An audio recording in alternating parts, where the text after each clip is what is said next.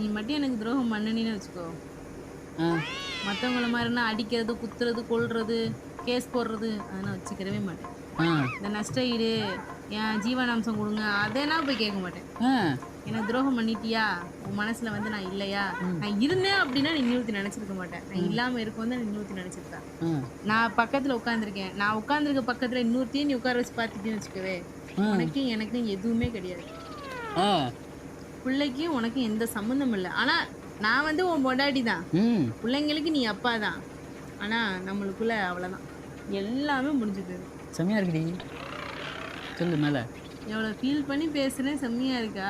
சொல்லு சொல்லு, மேல மேல என்ன யோசிச்சிருக்க சொல்லு. இந்த மாதிரிலாம் ஒரு விஷயத்த நான் மொபைல்ல பக்கல, படத்துல பக்கல, நான் வந்து இந்த இடத்துல நீ இருந்தேன்னா நான் அந்த இடத்துல என்ன பண்ணுவேன், அதுதான் நான் இப்ப சொல்லிக்கிட்டு இருக்கேன். நம்ம பிள்ளைங்க எதிர்காலம் இருக்கு, நீ என்ன பாவம் பண்ணியோ தெரியல, எனக்கு 2 பிள்ளைங்களை கொடுத்துட்ட. அப்ப அந்த பிள்ளைங்களை வளர்த்து நான் ஆளாக்கணும்ல. உடனே